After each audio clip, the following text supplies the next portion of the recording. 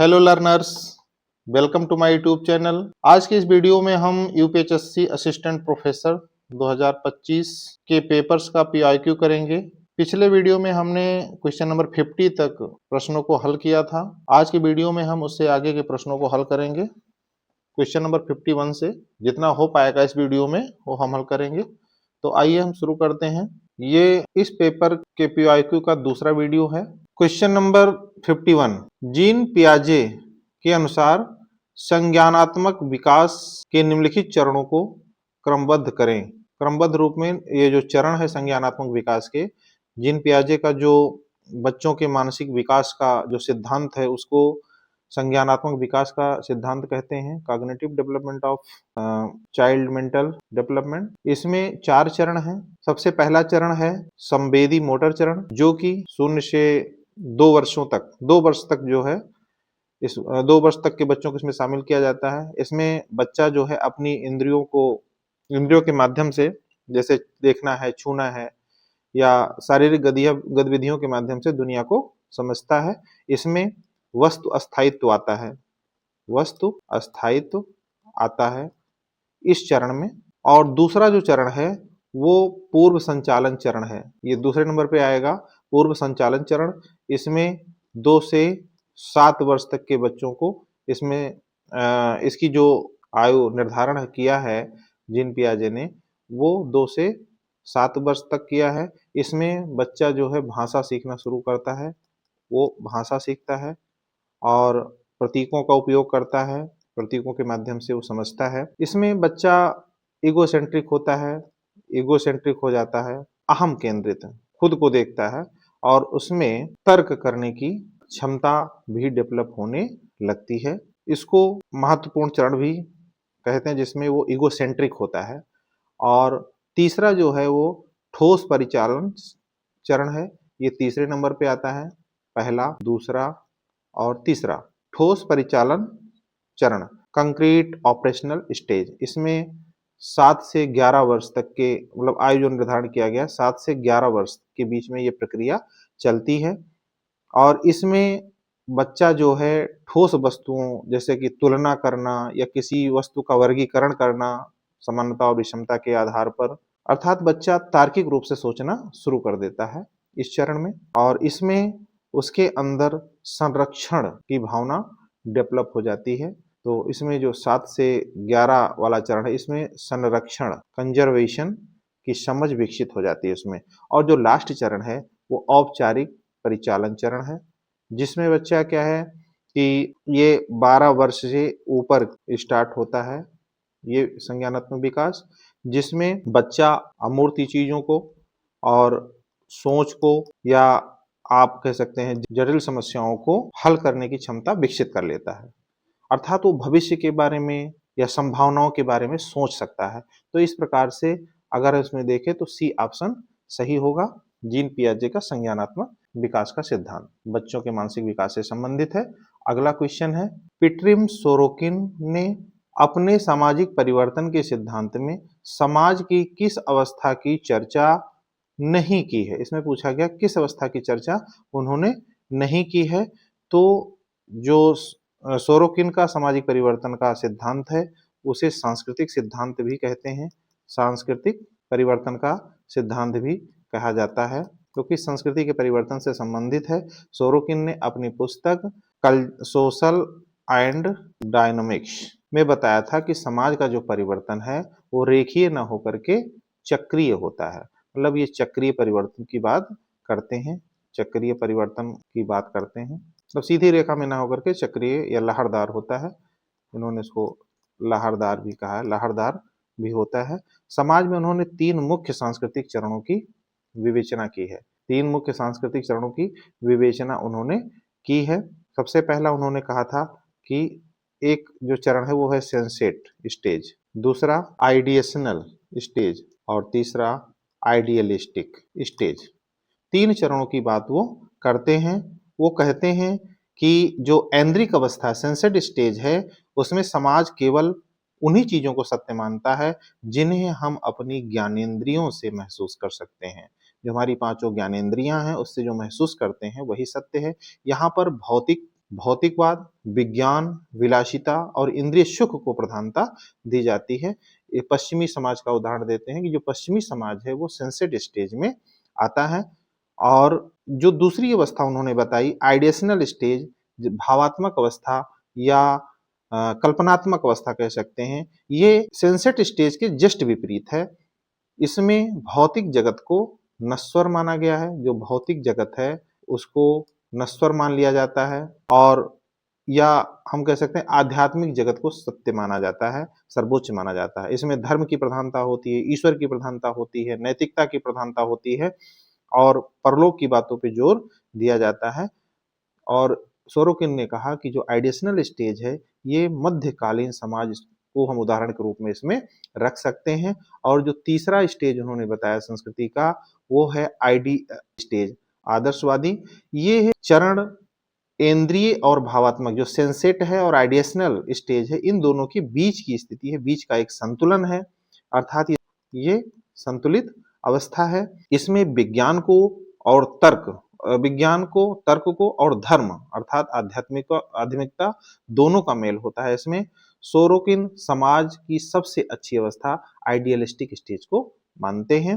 Sorokin के सिद्धांतों को कुछ अन्य नामों से भी जाना जाता है, जिसमें पेंडुलम थ्योरी, इसको हम इमानेंट थ्योरी, अंतर्निहित परिवर्तन का सिद्धांत, अर्थात परिवर्तन स्वयमेव अंदर से होता है, उसमें कोई बाहरी दबाव या ऐसा कुछ नहीं होता है, अंतर्निहित परिवर्तन का सिद्धांत भी इसको कहा जाता है।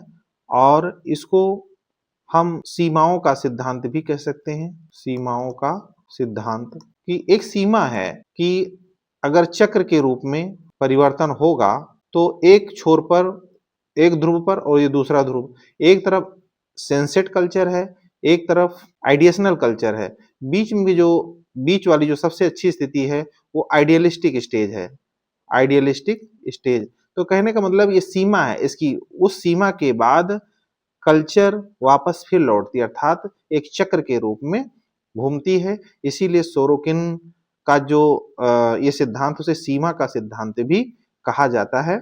ये जो इसमें आदर्शवादी संस्कृति है, इसमें सोरोकिन ने प्राचीन ग्रीस का स्वर्ण काल या कुछ भारत के दार्शनिक युगों की बात उन्होंने की थी। तो सोरोकिन के सिद्धांत को पेंडुलम थ्योरी भी कहा जाता है, क्योंकि ये घड़ी के पेंडुलम की भांति इधर से उधर चलता है। बीच में आइडियलिस्टिक स्टेज होती है, एक तरफ सनसेट, एक तरफ आइडिएशनल। मतलब सोरोकिन ने यह कहा था कि कोई भी संस्कृति एक दिशा में अनंत काल तक नहीं बढ़ सकती। जब सनसेट कल्चर अपनी सीमा तक पहुंच जाती है तो अत्यधिक भौतिकवादी होकर के बिखरने लगती है और फिर समाज वापस धर्म और आध्यात्मिकता की ओर मुड़ने लगता है। और इसी हस्तक्षेप को उन्होंने इमानेंट थ्योरी या सीमाओं का सिद्धांत कहा था। आते हैं अगले प्रश्न की ओर। हाँ, इसमें जो है क्वेश्चन नंबर 52 में जो सही होगा, देखिए आइडिएशनल कल्चर ये सही है, आइडियलिस्टिक सही है, एंड्रिक सही है, सिस्टमेटिक की बात उन्होंने नहीं की थी, तो ऑप्शन नंबर डी इसमें सही होगा, ऑप्शन नंबर डी सही होगा। अगला प्रश्न, ये नील स्मेल्सर को सामाजिक आंदोलन के किस सिद्धांत के साथ जोड़ा जाता है? सामाजिक आंदोलन के जो विभिन्न सिद्धांत हैं उसमें नील स्मेल्सर को किस सिद्धांत से जोड़ा जाता है?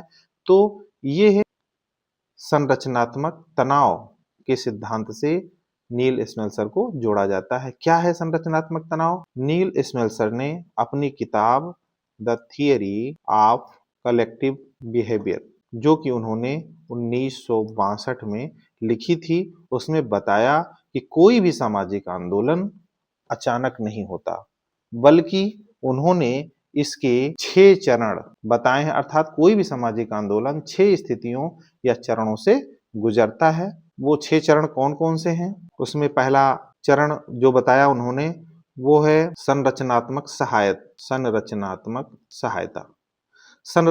सहायता, स्ट्रक्चरल कंडूसिवनेस। कहने का मतलब ये वो स्थिति है जब समाज की बनावट ऐसी हो कि आंदोलन की गुंजाइश बननी चाहिए। जैसे कि उदाहरण के लिए लें कि लोकतंत्र में विरोध प्रदर्शन करना आसान होता है, जबकि तानाशाही में कठिन। तो तानाशाही में आंदोलन नहीं होगा, अर्थात ऐसी संरचना होनी चाहिए कि सामाजिक आंदोलन उभरे, सामाजिक आंदोलन के लिए अनुकूल स्थिति बने। नंबर 2, उन्होंने कहा कि संरचनात्मक तनाव। वो कहते हैं कि जब समाज में लोग किसी समस्या, जैसे कि चाहे वो बेरोजगारी हो, चाहे वो भेदभाव हो, चाहे वो गरीबी हो, इसके कारण जब दबाव या तनाव महसूस करते हैं तभी आंदोलन होता है, और यही वही तनाव है जो सामाजिक आंदोलन की जड़ बनता है। उसके बाद वो कहते हैं कि तीसरा जो चरण होता है वो होता है सामान्यीकृत विश्वास का प्रचार। जो तीसरा जो चरण है उसमें कहते हैं कि तनाव होने के बाद लोगों के बीच एक साझा समझ बनती है कि इस समस्या का कारण क्या है, इस समस्या को कैसे ठीक किया जा सकता है, और लोग क्या है, एक ही विचारधारा से लोग जुड़ने लगते हैं। एक विचारधारा से लोग जुड़ने लगते हैं, अर्थात इस तीसरे चरण में ही विचारधारा आती है, अर्थात एक विचारधारा पनपने लगती है जिससे सभी लोग जुड़ने लगते हैं। चौथा जो कारक है सामाजिक आंदोलन का, नील एस्मेल्सर के अनुसार, वो है प्रेरक कारक। प्रेरक कारक, प्रिसिपिटेटिंग फैक्टर्स। इसमें क्या होता है, कोई एक ऐसी घटना घट जाए जो कि चिंगारी का काम करे, जैसे किसी नेता की गिरफ्तारी हो जाए, पुलिस की बर्बरता हो जाए, जो लोगों को सड़कों पे आने के लिए मजबूर कर दे, तो ये भी जरूरी है आंदोलन के लिए। जो चौथा विशेष उन्होंने बताया है, चौथा चरण बताया है। और जो पांचवा चरण बताया है, कार्यवाही के लिए लामबंदी। कहने का मतलब है कि यहाँ नेतृत्व की भूमिका आ जाती है। एक नेतृत्व खड़ा होता है जो आंदोलन का नेतृत्व करता है। इसमें लोगों को इकट्ठा करना, संगठन बनाना या आंदोलन की रणनीति तैयार करना, ये जरूरी हो जाता है। तो जो पांचवा चरण है वो कार्यवाही के लिए लामबंदी है, और जो लास्ट है, छठा चरण है, उसमें नील स्मेसर कहते हैं कि सामाजिक नियंत्रण का संचालन। ये अंतिम चरण है, इसमें पुलिस की प्रतिक्रिया शामिल होती है, सरकार की प्रतिक्रिया शामिल होती है। यदि प्रशासन जो है आंदोलन को रोक देता है तो वो समाप्त हो जाता है, और यदि वो नहीं रोक पाता तो आंदोलन अपने लक्ष्य को प्राप्त होता है। तो ये जो 6 चरण है, जिसमें संरचनात्मक तनाव का जो चरण है जो सबसे ज्यादा महत्वपूर्ण है, वो सेकंड है, संरचनात्मक तनाव, जिसको नील स्मेल्सर के सिद्धांत को इसी नाम से जाना जाता है। तो इस प्रकार से इसमें फिर प्रतीकात्मक राजनीति, इसका कोई यहाँ पे मतलब नहीं है। संसाधन अभाव, ये संसाधन लामबंदी सिद्धांत से मिलता जुलता है, जिससे मैकार्थी और जाल्ट जुड़े हुए हैं। मैकार्थी एवं जाल्ट इससे जुड़ते हैं। प्रतीकात्मक अस्वीकृति, इससे भी कोई लेना देना नहीं है। अगले प्रश्न की ओर आते हैं। प्रश्न संख्या 54, समूहों का एक संयोजक मोनाइड, द्विसंयोजक डायड एंड त्रिक ट्रायड, इस प्रकार का वर्गीकरण का श्रेय किसे जाता है? तो ये कई बार रिपीटेड क्वेश्चन है, ये जॉर्ज सिमेल का जाता है। जॉर्ज सिमेल ने समूहों का वर्गीकरण किया था। जॉर्ज सिमेल ने संख्या के आधार पर समूहों को बांटा था। उनका मानना था कि समूह में व्यक्तियों की संख्या बढ़ने से अंतःक्रिया का स्वरूप पूरी तरह से बदल जाता है।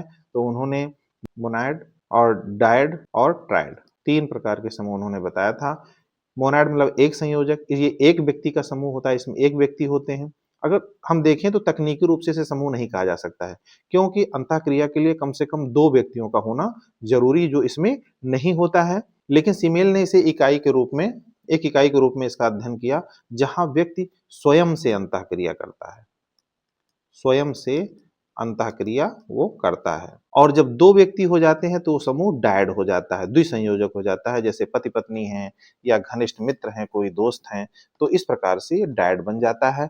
डायड एक महत्वपूर्ण समूह है, ये सबसे नाजुक समूह होता है, नाजुक समूह भी है, ठीक है। ये नाजुक भी है डायड, क्योंकि जब एक व्यक्ति इसमें से अलग हो जाएगा तो समूह का अस्तित्व ही समाप्त हो जाता है।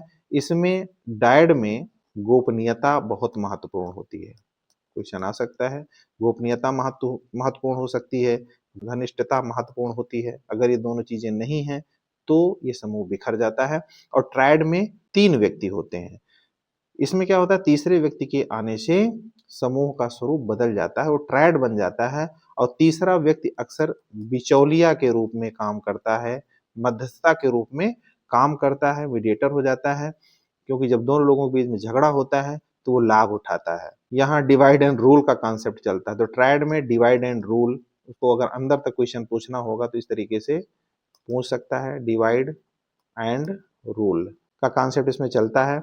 यहाँ बहुमत का विचार पैदा होता है, जो बहुमत होता है वही सफल होता है। बहुमत का विचार 3 लोगों में से 2 लोग जिसके पक्ष में होते हैं वही फाइनल होता है। तो ये बहुमत का सिद्धांत भी इसमें शामिल है। तो इस प्रकार से सीमेल ने समूहों को 3 भागों में बांटा था। अगले प्रश्न की ओर आते हैं। इसमें सोरोकिन का वही सामाजिक परिवर्तन का सिद्धांत है, सामाजिक परिवर्तन का सांस्कृतिक सिद्धांत, sensate idealistic theory of culture and W G Sumner संस्था के विकास की बात करते हैं अपनी पुस्तक फोकवेज में। ठीक है, तो ये है। अगला प्रश्न आते हैं, प्रश्न संख्या 55। ये सामाजिक स्तरीकरण से जुड़ा हुआ प्रश्न है। ट्यूमिन, मेल्विन एम ट्यूमिन ने सामाजिक स्तरीकरण के संबंध में किस विशेषता का, कौन कौन सी विशेषता का जिक्र नहीं किया था? कौन कौन सी विशेषताएं उन्होंने नहीं बताई थी? तो ये सामाजिक स्तरीकरण के सिद्धांत से संबंधित प्रश्न है। ट्यूमिन को हम लोग जो है डेविस एवं मूर के जो सामाजिक स्तरीकरण का प्रकारात्मक सिद्धांत था उसकी आलोचना के लिए हम लोग जानते हैं। तो डेविस एवं मूर की आलोचना करते हैं, क्योंकि जो डेविस और मूर का सामाजिक स्तरीकरण का सिद्धांत है वो प्रकारात्मक सिद्धांत कहलाता है। डेविस मूर कहते हैं कि समाज में जो ऊंच नीच है इसलिए जरूरी हो जाता है ताकि सबसे योग्य लोग सबसे महत्वपूर्ण पदों पर जाएं। ट्यूमिन ने इसका कड़ा विरोध किया था। उन्होंने कहा था कि, एक लाइन उनकी याद आ रही है मुझे, बुद्धि तो जन्म का संयोग और पद प्राप्त अवसर की बात है। लोग जोड़ तोड़ से और अवसर, सबको समान अवसर नहीं होता, इसलिए उच्च पदों पर पहुंचते हैं। योग्यता और क्षमता ही महत्वपूर्ण नहीं होते हैं। और डेविस मूर कहते हैं कि जो योग्य होते हैं, जो क्षमतावान होते हैं, उनको सर्वोच्च पदों पर इसलिए रखा जाता है क्योंकि समाज उसकी मांग करता है। तो ट्यूमिन ने इस प्रकार से उसका प्रकारात्मक सिद्धांत की आलोचना की थी। ट्यूमिन ने सामाजिक स्तरीकरण की 5 विशेषताएं उन्होंने बताई थी। 5 विशेषताएं सामाजिक स्तरीकरण की बताते हैं जिससे ये प्रश्न संबंधित है। कौन कौन सी विशेषताएं? पहली विशेषता उन्होंने बताया कि सामाजिक स्तरीकरण सामाजिक होता है। कहने का मतलब है स्तरीकरण जैविक गुणों के बजाय समाज द्वारा बनाए गए नियमों और मूल्यों पर आधारित होता है। तो पहली विशेषता उन्होंने जो बताई स्तरीकरण की वो सामाजिक। दूसरा उन्होंने बताया प्राचीन। स्तरीकरण की जो व्यवस्था है हर पुराने या हर ऐतिहासिक समाज में अगर हम अध्ययन करें देखें तो मौजूद रही है। मतलब प्राचीन, सभी प्राचीन समाजों में, सभी समाजों में मौजूद रही है, प्राचीन है। तो और तीसरी सामाजिक स्तरीकरण की जो विशेषता बताते हैं वो है सर्वव्यापी, उबिक्विटस, सर्व। ये दुनिया के हर कोने में, हर समाज में पाई जाती है। कोई भी ऐसा समाज नहीं है जहाँ सामाजिक स्तरीकरण नहीं पाया जाता है। और चौथा उन्होंने जो विशेषता बताया वो विविध, मतलब डाइवर्स होती है। स्तरीकरण डाइवर्स है। स्तरीकरण का जो स्वरूप है हर समाज में अलग अलग होता है। जैसे भारत में जाति व्यवस्था है तो पश्चिम में वर्ग व्यवस्था है। तो इस प्रकार का वर्णन करते हैं। और जो 5वीं विशेषता उन्होंने बताई सामाजिक स्तरीकरण की वो है परिणामी। परिणामी कहने का मतलब है स्तरीकरण का व्यक्ति का जो जीवन अवसर है उस पर गहरा प्रभाव पड़ता है। जैसे शिक्षा है, स्वास्थ्य है, सुख सुविधाएं हैं, ये जो उनका जीवन अवसर है वो स्तरीकरण के प्रभाव स्वरूप प्राप्त होता है। तो स्तरीकरण का परिणाम भी होता है। तो ये 5 विशेषताएं हैं, आप इसमें से चयन करें। प्रश्न में क्या पूछा गया? अनुरूप। तो अनुरूप का वर्णन इस 5 विशेषताओं में नहीं दिख रहा है, इसलिए यह ऑप्शन गलत है। दूरगामी परिणाम उसमें लिखा हुआ है कि इसकी चर्चा उन्होंने कॉन्सिक्वेंशियल, जो परिणामी जो चर्चा बताई है, परिणामी 5वीं विशेषता, उसमें ये आ रहा है, ये सही है। और सर्वव्यापी इसकी चर्चा भी उन्होंने की है तीसरे नंबर में जो हम बताए हैं। और चौथा जो प्राचीन, ये प्राचीन का जो दूसरे नंबर की विशेषता हमने बताई है वो इसमें शामिल है। तो ये सारी विशेषताएं हैं, अनुरूप विशेषता नहीं है। एनालोगस का उन्होंने वर्णन नहीं किया है। तो इस प्रकार से इसमें ऑप्शन नंबर ए सही है। अगले प्रश्न की ओर आते हैं। निम्नलिखित में से कौन सा गांव का अध्ययन एससी दुबे द्वारा किया गया था? तो ये तो बार बार क्वेश्चन पूछा जाता है। इसमें समीरपेट का अध्ययन एससी दुबे ने किया है। एससी दुबे जो है भारतीय समाजशास्त्र के एक स्तंभ हैं। उन्होंने अपनी किताब जो उन्होंने 1955 में एक किताब लिखी थी, इंडियन विलेज, उन्होंने लिखी थी, जो भारतीय ग्रामीण जीवन का एक प्रामाणिक दस्तावेज है। इसमें एक ऑप्शन दिया हुआ है रामपुर। रामपुर गांव का अध्ययन ऑस्कर लेविस ने किया था। उनकी किताब थी village life in northern India, village life in northern India. इसमें उन्होंने रामपुर गांव का अध्ययन किया था। और एक और है कि श्रीनिवास ने भी एक इसी तरह के गांव का रामपुरा का अध्ययन उन्होंने किया था, मैसूर के रामपुरा गांव का अध्ययन किया था। लेकिन यहाँ पर रामपुर लिखा है, रामपुर ऑस्कर लेविस का अध्ययन है। शिवपुर, ये इस गांव का अध्ययन के ईश्वरन ने किया है। उनकी पुस्तक का नाम है tradition and economy in village, किताब उन्होंने लिखी है। और श्रीपुरम गांव का अध्ययन अंद्रे वेते ने किया है। तमिलनाडु का एक गांव है जिसका अध्ययन अंद्रे वेते ने किया था। और उनकी जो इस अध्ययन पर आधारित पुस्तक वो क्या है, कास्ट, क्लास एंड पावर में श्रीपुरम गांव का अध्ययन किया था। श्रीपुरम इनका दिया हुआ नाम है, वास्तविक रूप से गांव का नाम अग्रहारम था। इस प्रकार से क्वेश्चन नंबर 56 में ऑप्शन नंबर डी सही है। उसके बाद अगले प्रश्न की ओर हम आते हैं। प्रश्न संख्या 57 50। निम्नलिखित में से कौन प्रमुखता विभेदक पैमाने डिफरेंशियल स्केल के मापन से जुड़ा है? महत्वपूर्ण क्वेश्चन है। डिफरेंशियल स्केल के मापन से जुड़ा है। ए.एल. थर्स्टन, लुइस गटमैन, के पियर्सन और जे लिकर्ट। तो इसमें ऑप्शन सही होगा। एल.एल. थर्स्टन ने 1920 के दशक में थर्स्टन स्केल विकसित किया था, जिसे डिफरेंशियल स्केल कहा जाता है। अपने नाम से उसको थर्स्टन स्केल भी कहा जाता है। ये डिफरेंशियल स्केल है। इसका उपयोग जो है लोगों की अभिवृत्तियों को नापने के लिए किया गया था। लोगों की अभिवृत्तियों को मापने के लिए किया गया था। दूसरा ऑप्शन है लुइस गटमैन ने एक गटमैन स्केल, इनके नाम से भी एक स्केल है, मापनी है जिसको, लेकिन इनका जो स्केल है वो कमुलेटिव है, कमुलेटिव स्केल है। थर्स्टन का डिफरेंशियल स्केल है, इनका कमुलेटिव स्केल है। यह मापता है कि कोई व्यक्ति किसी विचार के प्रति कितना दृढ़ है। कमुलेटिव संचयी पैमाना, ये संचयी पैमाना है, संचयी पैमाना है ये। मतलब ये मापता है कि कोई व्यक्ति अपने किसी विचार के प्रति कितना दृढ़ है। और इसके बाद तीसरा ऑप्शन आ रहा है इसमें कार्ल पियर्सन। तो ये भी क्वेश्चन बार बार पूछा था, ये सांख्यिकी से रिलेटेड है, स्टैटिस्टिक्स से के विशेषज्ञ हैं। इन्होंने सहसंबंध, बार बार ये प्रश्न पूछा जाता है, सहसंबंध गुणांक का सूत्र दिया था, कोई एप्टीट्यूड स्केल नहीं दिया था। और एक ऑप्शन है इसमें जे लिकर्ट पैमाना, लिकर्ट स्केल, लेकिन ये समेटेड रेटिंग स्केल है इनका, समग्र रेटिंग स्केल इसको कहा जाता है, जिसमें कई सारे विकल्प होते हैं, जैसे सहमत, असहमत, तटस्थ। तो ये कह सकते हैं, हाँ ये भी है कि ये थर्स्टन स्केल का सरल विकल्प माना जाता है। थर्स्टन स्केल का सरल विकल्प माना जाता है। तो हम कह सकते हैं थर्स्टन स्केल को हम डिफरेंशियल स्केल कहते हैं, गटमैन स्केल को कम्युलेटिव स्केल कहते हैं, और लिकर्ट के स्केल को हम समेटेड रेटिंग स्केल कहते हैं, समग्र रेटिंग स्केल कहते हैं। तो इस प्रकार से इसमें ऑप्शन नंबर ए सही है।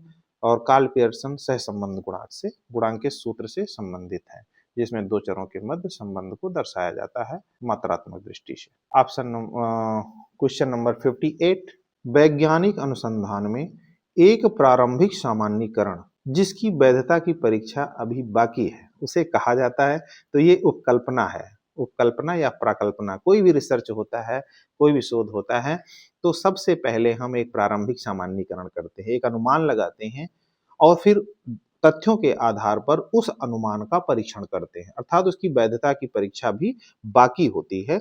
तो इसमें ऑप्शन सी सही होगा, क्योंकि किसी भी अनुसंधान प्रक्रिया में किसी भी निष्कर्ष पर पहुंचने से पहले एक अनुमान लगाया जाता है। इसमें पहला ऑप्शन दिया है कल्पनात्मक विचार, ये केवल सोच है। कोई भी अगर आप कल्पना करते तो सोच है, इसका कोई वैज्ञानिक आधार जरूरी नहीं है। इंट्यूशन, अंतर्ज्ञान, ये मन की आवाज है, ये मन की आवाज है, जिसको किसी भी प्रयोगशाला में या किसी समाज में उसको सिद्ध नहीं किया जा सकता, ये भी संबंधित नहीं है। हाइपोथेसिस वही प्रारंभिक सामान्यीकरण है रिसर्च में, जिसकी वैधता का परीक्षण जब हम पूरा तथ्य इकट्ठा कर लेते हैं, उसका सामान्यीकरण, उसका वर्गीकरण करते हैं, उसको अलग अलग करते हैं, फिर इसका एक सामान्यीकरण करते हैं, और यदि वो मेरा प्रारंभिक अनुमान सही हो जाता है तो सिद्धांत का निर्माण होता है, और यदि ये अनुमान मेरा गलत साबित होता है तो वो उपकल्पना नल हो जाती है। तो इस प्रकार से उपकल्पना इसमें ऑप्शन सही होगा। और चौथा ऑप्शन इसमें दिया गया है निदर्शन। ये सैंपलिंग, जैसे कि जब हम रिसर्च करते हैं तो जिस क्षेत्र को हम चुनते हैं वहाँ की जो पूरी जनसंख्या है, उस पूरी जनसंख्या में से कुछ लोगों के चुनने की प्रक्रिया है। जो हमारे रिस्पॉन्डेंट होंगे, कुछ लोगों के चुनने की प्रक्रिया है ये, जिसे सैंपलिंग कहा जाता है, जिससे उस पर अध्ययन किया जा सके। ये परीक्षण का माध्यम है, सामान्यीकरण नहीं है। तो ऑप्शन नंबर सी इसमें सही होगा। आते हैं अगली प्रश्न की ओर। The fields and methods of sociology 2012 पुस्तक किसने लिखी? इसमें ऑप्शन दिया गया है लुंडबर्ग एंड हेट, वर्नार्ड एवं अन्य, Karl Pearson, Wolf and Wolf. तो इसमें जो ऑप्शन सही होगा वो होगा बर्नार्ड एवं अन्य। बर्नार्ड एवं अन्य की ये किताब है the fields of methods of sociology. इसमें सभी ऑप्शनों पर थोड़ा थोड़ा चर्चा कर लेते हैं। लुंडबर्ग एंड हेट ये भी समाजशास्त्र में पॉजिटिविज्म और क्वांटिटेटिव रिसर्च के लिए जाने जाते हैं। क्वांटिटेटिव रिसर्च के लिए जाने जाते हैं और पॉजिटिविज्म के समर्थक हैं। इन्होंने मेथड पर काम किया है। इनकी जो प्रसिद्ध बुक है वो है सोशल रिसर्च, इनकी बुक है।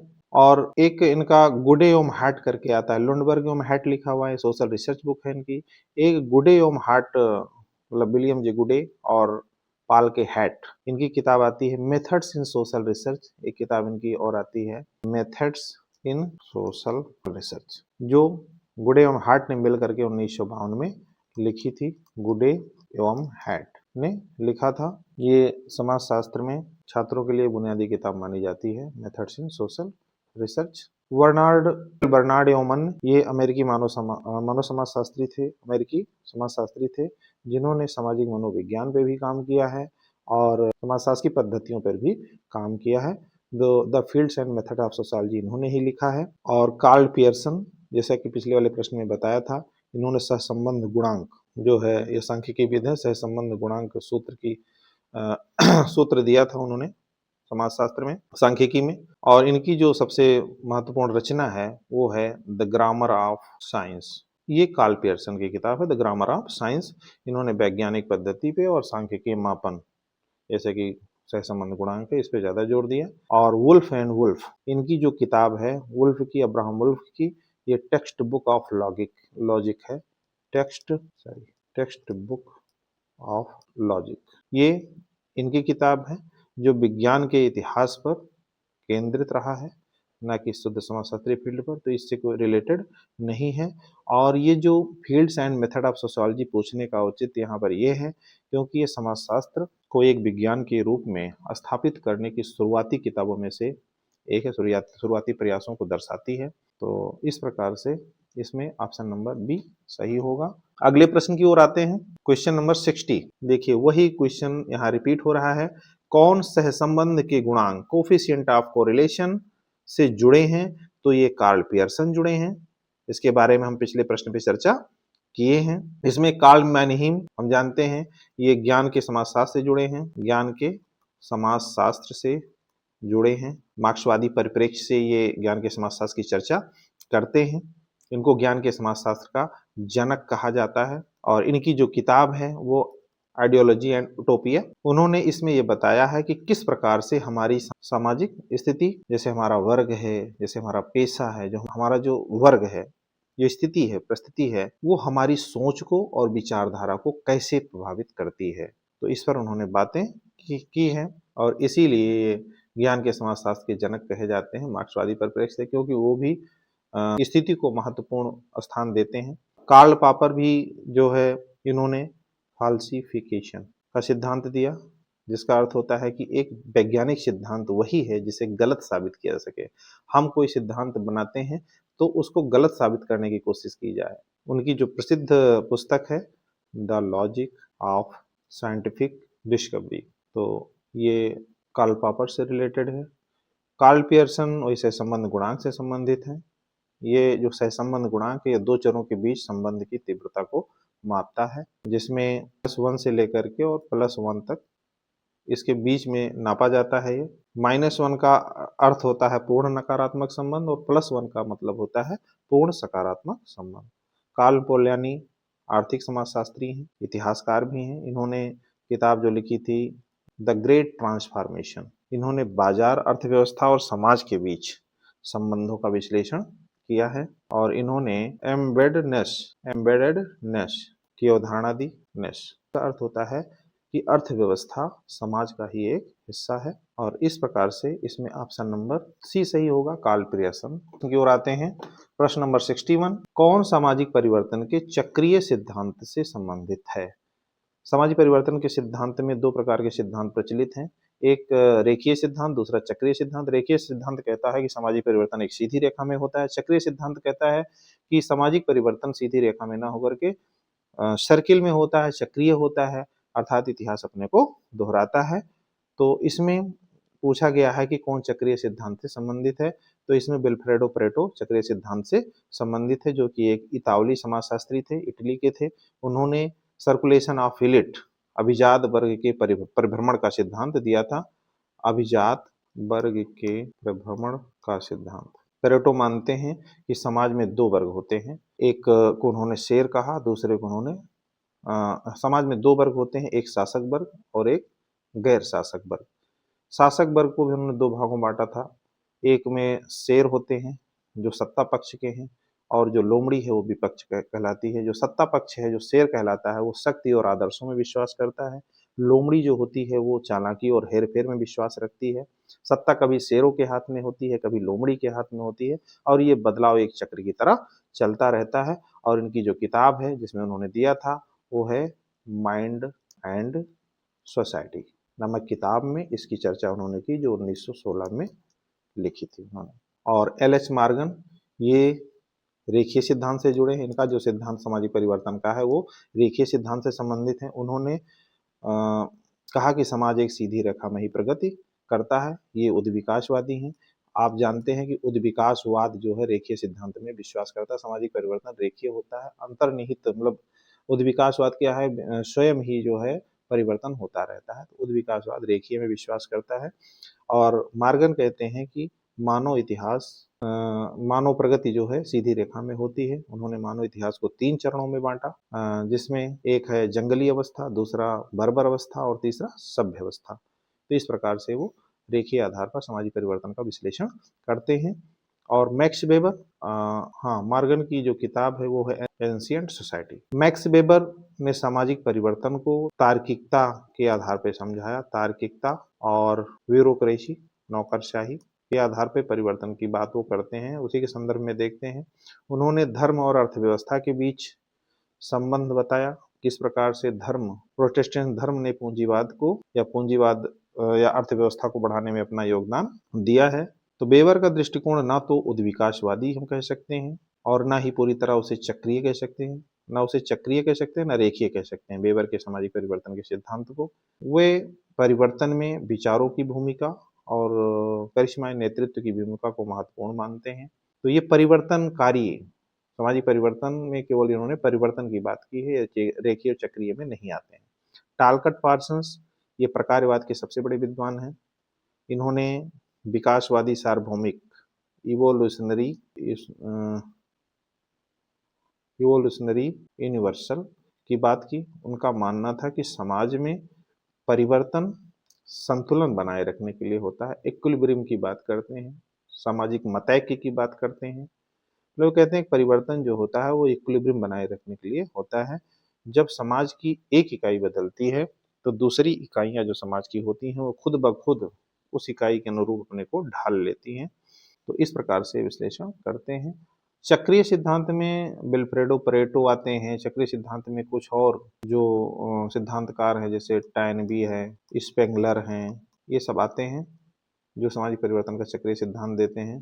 जैसे चुनौती एवं प्रत्युत्तर का सिद्धांत ये टैनबी का है। और सामाजिक परिवर्तन उत्थान एवं पतन का सिद्धांत जिसमें उन्होंने डिक्लाइन ऑफ द वेस्ट और इनकी किताब का नाम द स्टडी ऑफ हिस्ट्री, जिसमें उन्होंने कई सारी सभ्यताओं का अध्ययन किया था। और स्पेंगलर का जो है डिक्लाइन ऑफ द वेस्ट है। जिसमें उन्होंने चुनौती और प्रत्युत्तर का सिद्धांत टैनबी का हो जाता है, और उत्थान एवं पतन संस्कृति का उत्थान एवं पतन का सिद्धांत, जिस प्रकार से मानव जीवन बचपन, जवानी और बुढ़ापा के आधार पर चलता है, उसी प्रकार से संस्कृति भी उद्भव और उत्थान और पतन की प्रक्रिया के आधार पर, चक्रीय आधार पर चलती है। इस प्रकार से उन्होंने वर्णन किया था। अगले प्रश्न की ओर आते हैं।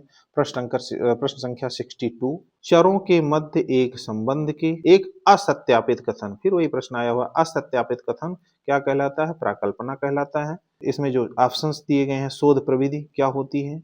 ये मेथड है, तरीके हैं जिनका उपयोग हम डेटा इकट्ठा करने के लिए करते हैं। डेटा इकट्ठा के लिए हम मेथड्स का प्रयोग करते हैं।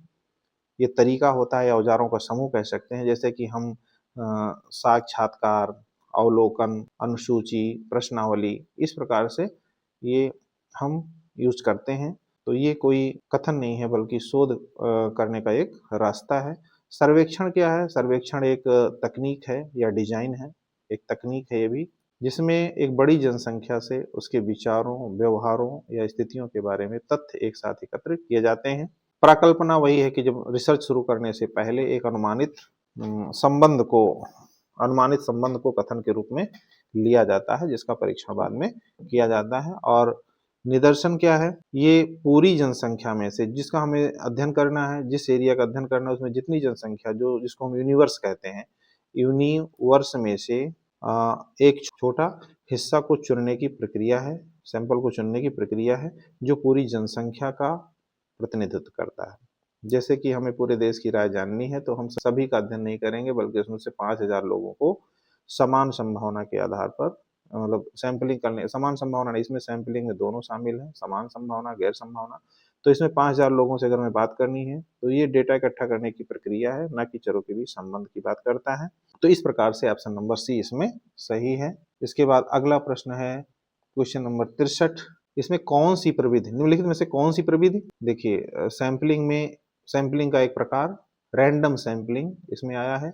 रैंडम सैंपलिंग की प्रविधि नहीं है, नहीं पूछा है कि इसमें कौन सी रैंडम सैंपलिंग की प्रविधि है। तो सबसे पहले तो हमें यह जानना जरूरी है कि रैंडम सैंपलिंग किसे कहते हैं या सैंपलिंग किसे कहते हैं।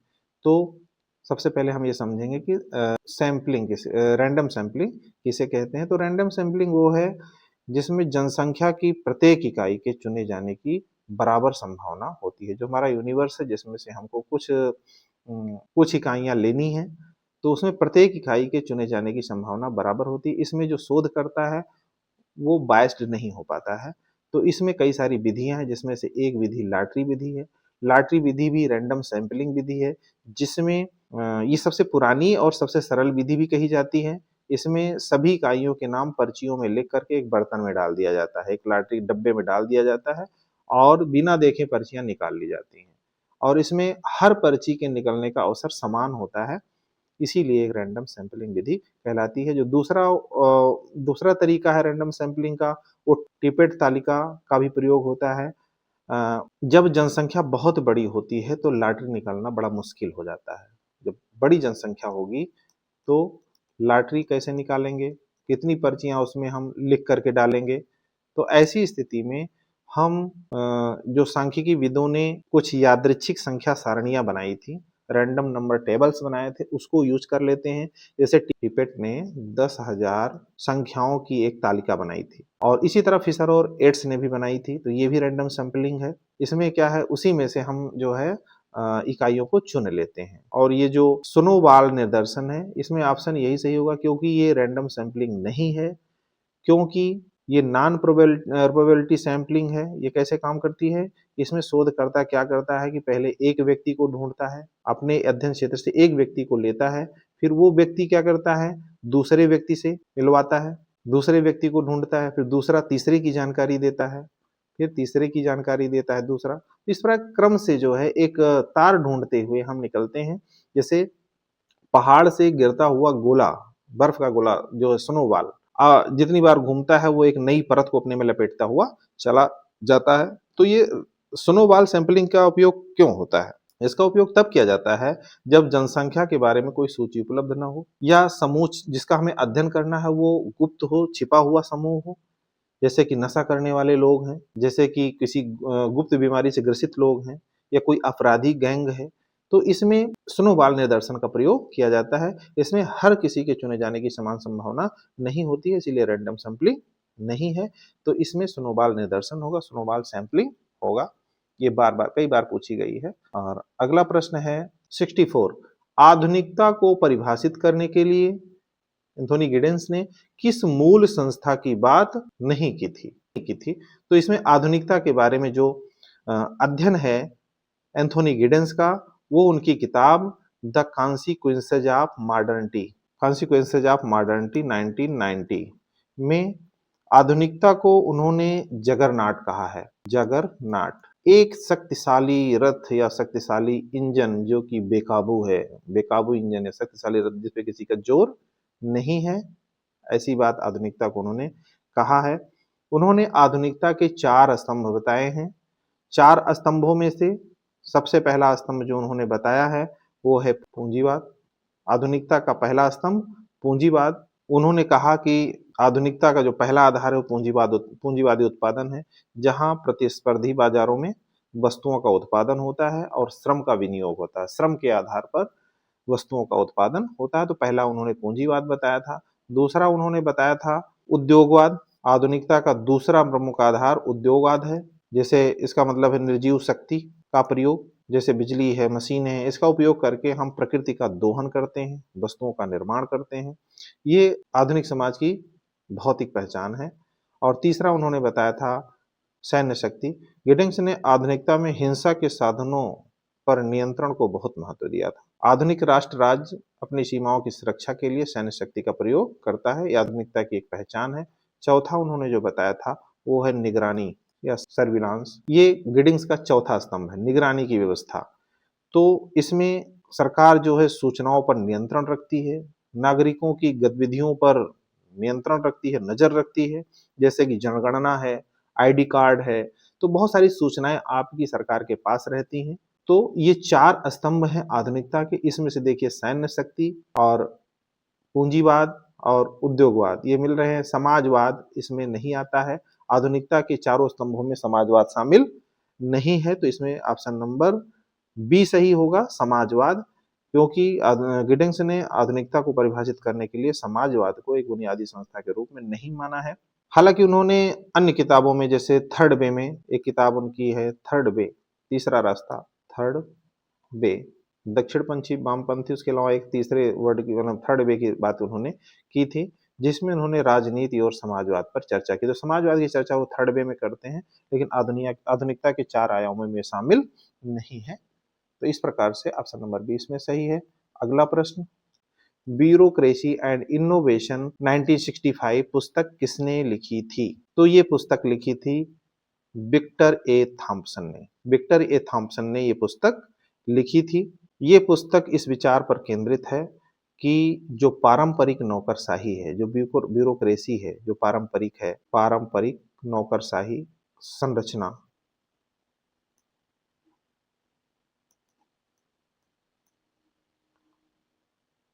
अक्सर नवीन विचारों का या इनोवेशन के रास्ते में बाधा होती है। तो ब्यूरोक्रेसी और इनोवेशन के मध्य संबंधों की बात पर यह केंद्रित है। वो कहते हैं कि जो पारंपरिक नौकरशाही संरचना है वो विकास के रास्ते में, मतलब नवीन विचारों के रास्ते में, नवाचार के रास्ते में बाधा है। और वेबर क्या कहते हैं वो हमें पता ही, हम लोगों को नौकरशाही का सिद्धांत महत्वपूर्ण सिद्धांत है वेबर का, और इनको नौकरशाही के सिद्धांत का जनक भी माना जाता है वेबर को। इन्होंने इसको नौकरशाही को आदर्श प्रारूप के रूप में समझाया था।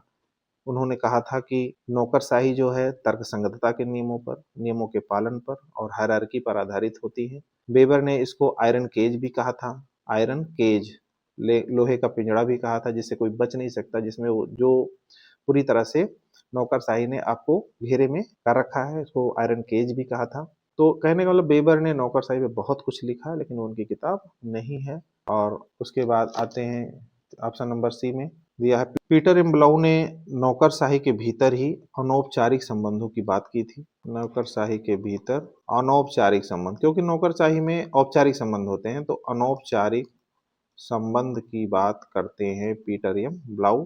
अपनी किताब द डायनमिक्स ऑफ ब्यूरोक्रेसी 1955। इसमें उन्होंने बताया था कि कर्मचारी लोग कैसे नियमों के अलावा अपने आपसी संबंधों के आधार पर, आपसी संबंधों के माध्यम से भी काम पूरे कर लेते हैं। इस किताब में उन्होंने बताया, मतलब अनौपचारिक संबंधों की बात उन्होंने इसमें की है नौकरशाही में, जो कि सामान्यतः नौकरशाही के सिद्धांतों में शामिल नहीं होता है। और आर के मर्टन ने नौकरशाही की नकारात्मक प्रवृत्तियों की चर्चा की है। इन्होंने नकारात्मक प्रवृत्तियों की चर्चा की है। इन्होंने ब्यूरोक्रेटिक स्ट्रक्चर एंड पर्सनालिटी लेख में इन्होंने अपने विचार व्यक्त किए हैं। ब्यूरोक्रेसी एंड नहीं है structure, bureaucracy structure and personality, जो 1940 में उन्होंने लिखा था। उसमें इस लेख में उन्होंने बताया है कि नौकरशाही में नियम इतने हावी हो जाते हैं कि वह लक्ष्य के बजाय साधन बन जाते हैं, अर्थात लक्ष्य खत्म हो जाता है, लक्ष्य पर ध्यान ही नहीं दिया जाता है। इन्होंने लक्ष्य विस्थापन की बात की थी, जिसमें उन्होंने लक्ष्य विस्थापन की बात वो करते हैं कि लक्ष्य से गोल डिस्प्लेसमेंट हो जाता है।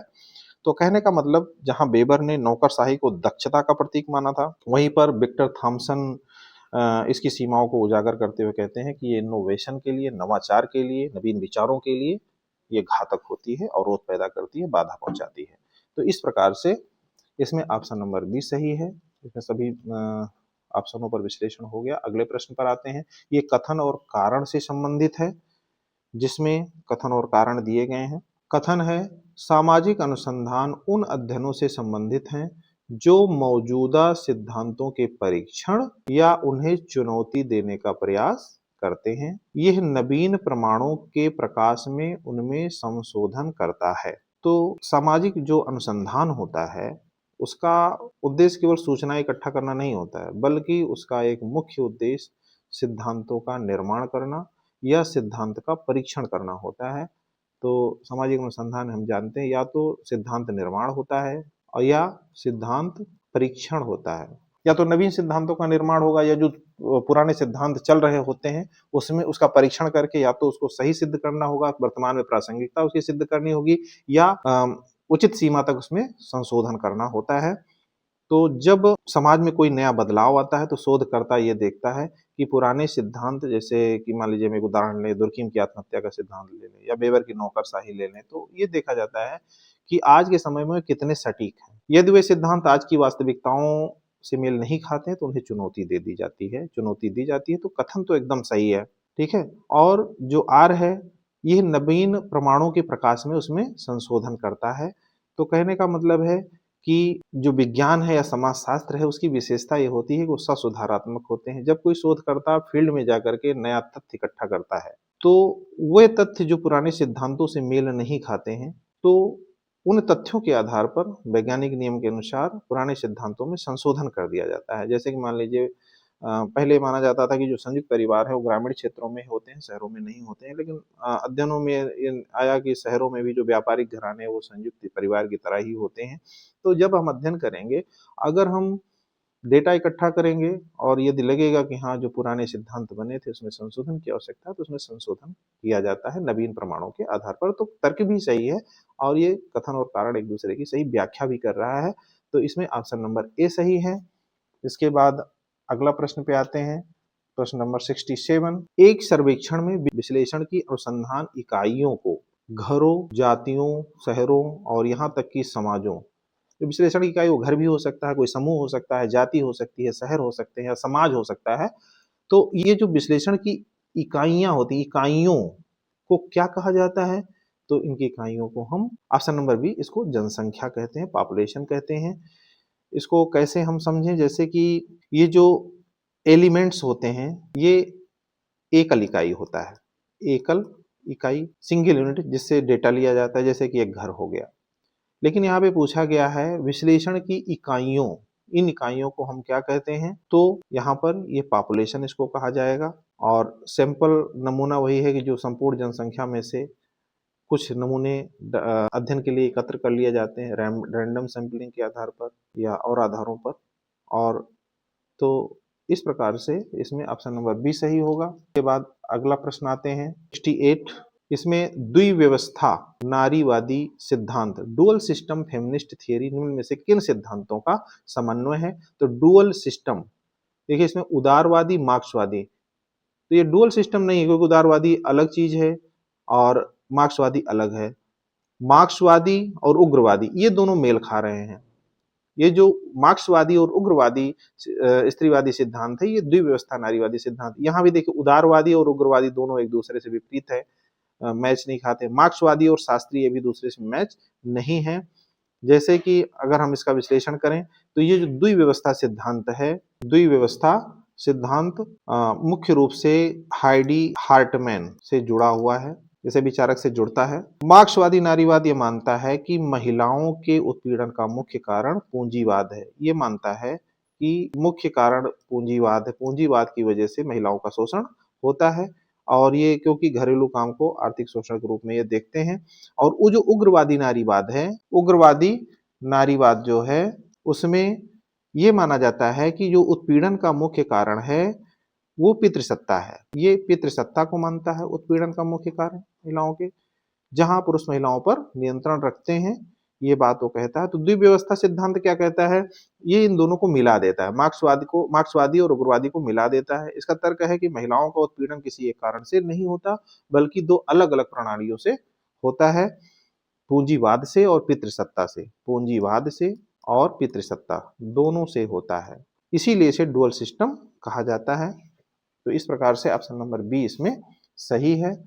इसके बाद अगले प्रश्न पर आते हैं, प्रश्न संख्या 69। किसके अनुसार धर्म हृदयहीन दुनिया का हृदय है? मार्क्स ने कहा था धर्म दुनिया के लिए अफीम है, ये हृदयहीन दुनिया का हृदय होता है। इस प्रकार का वक्तव्य कार्ल मार्क्स ने दिया था, तो इसमें कार्ल मार्क्स सही होंगे। और ये कार्ल मार्क्स ने अपनी कृति contribution of the critique of Hegel's philosophy of right में ये बात कही थी। मार्क्स कहते हैं कि धर्म जो है पूंजीपति वर्ग द्वारा इस्तेमाल किया जाने वाला एक साधन है। जैसे क्या है कि जो अफीम होती है वो इंसान के दर्द को कम कर देती है लेकिन बीमारी का इलाज नहीं करती है, उसी प्रकार से धर्म भी गरीब जनता को उसके वास्तविक शोषण से बेखबर रख देता है, बेखबर कर देता है। धर्म उन्हें विश्वास दिलाता है कि जो मेरी गरीबी है, जो मेरी कमजोरी है, ये ईश्वर की इच्छा है, इसका फल मुझे अगले जन्म में या स्वर्ग में मिलेगा। इस प्रकार से जो मार्क्स कहते हैं कि धर्म क्रांतिकारी चेतना को दबा देता है, इस प्रकार की बात वो करते हैं। इसके अलावा मैक्स वेबर, इसमें ऑप्शन मैक्स वेबर भी धर्म की चर्चा करते हैं। दुर्खीम ने धर्म का प्रकारात्मक सिद्धांत दिया। दुर्खीम कहते हैं कि अपनी किताब the elementary form of the religious life 1912 में वो कहते हैं कि धर्म समाज को जोड़ने वाली गोंद है। धर्म समाज को जोड़ने वाली गोंद है। गोंद कैसे है? क्योंकि वो कहते हैं कि जब लोग धर्म के लिए इकट्ठा होते हैं तो समाज में क्या पैदा होती है? सामूहिक चेतना पैदा होती है, सामूहिक चेतना आती है, कलेक्टिव कॉन्शसनेस। उन्होंने कहा धर्म समाज का ही पूजनीय रूप है, धर्म समाज का पूजनीय रूप है। और ये भी कहा था कि धर्म या स्वर्ग का साम्राज्य महिमा मंडित समाज है, स्वर्ग का साम्राज्य महिमा मंडित समाज होता है। तो समाज को सर्व महत्वपूर्ण मानते हैं ये। तो इस प्रकार से इन्होंने स्टीव ब्रूस के बारे में, किसी अगली कक्षा में स्टीव ब्रूस के बारे में हमको नहीं जानकारी है कि इसमें किससे रिलेटेड है, धर्म से रिलेटेड है कि नहीं है। इसके बाद अगले प्रश्न की ओर आते हैं। प्रश्न संख्या 70। 2011 की जनगणना के अनुसार भारत में की जनसंख्या कितनी है? तो इसमें जो ऑप्शन होगा वो होगा 100 मिलियन, ये ऑप्शन सही होगा। 2011 की जनगणना के अनुसार भारत में जो जनजातियों कुल जनसंख्या है वो 10 करोड़ 42 लाख 81 हजार के करीब थी, जो 104.5 मिलियन के तकरीबन बैठती है। और ये भारत की कुल जनसंख्या का 8.6% हिस्सा है। अगर हम जनजातियों की जनसंख्या के बारे में और जानना चाहें तो सर्वाधिक जनसंख्या वाला जो राज्य है, सर्वाधिक जनसंख्या कहाँ है जनजातियों की, वो हो मध्य प्रदेश में है। प्रदेश में सर्वाधिक जनसंख्या है। इसके बाद महाराष्ट्र आता है, फिर उसके बाद उड़ीसा आता है। तो ये क्रम याद रखना जरूरी है। और अगर हम देखें तो सबसे बड़ा जो जनजातीय समूह है वो भील है। भीलों की संख्या सबसे बड़ा जनजातीय समूह है। इसके बाद गोंड आता है, ये कभी कभी गोंड बढ़ जाते हैं, कभी भील बन जाते भील आ जाते हैं। तो 2011 की जनगणना के अनुसार भील सबसे ज्यादा है, फिर उसके बाद गोंड है। प्रतिशत के मामले में अगर देखा जाए, प्रतिशत के मामले में अगर जनजातीय जनसंख्या को देखा जाए तो सबसे ज्यादा लक्षद्वीप में जनजातियां हैं जो कि 94.8% हैं, और उसके बाद मिजोरम में आती हैं, मिजोरम में जो 94.4% है। तो इस प्रकार से कुछ प्रश्न बनते हैं जनजातियों से रिलेटेड, जिसके बारे में हमको जानना चाहिए। अगर जनजातीय जनसंख्या के बारे में हम देखें तो बिना जनजाति वाले राज्य से भी प्रश्न पूछे जाते हैं, जैसे पंजाब में, हरियाणा में और चंडीगढ़, दिल्ली और पुडुचेरी, इन राज्यों में जनजातीय जनसंख्या नहीं है। मतलब कोई भी समुदाय अनुसूचित जनजाति के रूप में अधिसूचित नहीं है, यहाँ कोई जनजाति नहीं, ये भी ध्यान रखें। तो इस प्रकार से जनजातियों से संबंधित ये कुछ तथ्य थे। उसके बाद अगला प्रश्न है, कौन सा नगरीय समाजशास्त्री शिकागो स्कूल के अंतर्गत नहीं आता है? कौन सा नगरीय समाजशास्त्री शिकागो स्कूल के अंतर्गत नहीं आता है? तो इसमें पार्क एवं बर्गस आते ही हैं, बर्गस आते हैं, लुइस विर्थ आते हैं और रॉबर्ट ई पार्क आते हैं। तो ये सभी आते हैं। कौन नहीं आता है? डोरिन मैसी नहीं आते हैं। तो ऑप्शन नंबर इसमें सी सही होगा। रॉबर्ट पार्क को शिकागो स्कूल का जनक माना जाता है। मानव पारिस्थितिकी के बारे में चर्चा करते हैं, ह्यूमन इकोलॉजी, जिन्होंने शहर की तुलना एक जीवित जीव से की थी। और बर्गेस ने संकेंद्रीय क्षेत्र मॉडल, जो कॉन्सेंट्रिक जोन मॉडल इन्होंने दिया था पार्क के साथ मिलकर के, इससे संबंधित है। और Louis Wirth urbanism with the way of life, जिन्होंने बताया था कि जनसंख्या का घनत्व, आकार और विषमता कैसे सामाजिक व्यवहार को बदल देती है। तो ये urbanism and the way of life की बात वो करते हैं। डरोन मैसी ये ब्रिटिश भूगोलवेत्ता हैं, ये शिकागो स्कूल का हिस्सा नहीं है। इन्होंने मार्क्सवादी और नारीवादी दृष्टिकोण की बात की थी। अब आज ये वीडियो लंबा हो रहा है, आज बस इतना ही। अब अगले वीडियो में हम शेष प्रश्नों को विस्तृत रूप से हल करेंगे। तब तक के लिए धन्यवाद। अगर ये प्रश्न करने का तरीका आपको समझ में आता है तो इसको जहां तक शेयर कर पाइए शेयर कीजिए, अपने मित्रों दोस्तों को फॉरवर्ड कीजिए और हमारे चैनल को सब्सक्राइब कीजिए, लाइक कीजिए। धन्यवाद। मिलते हैं अगले वीडियो में। Thank you.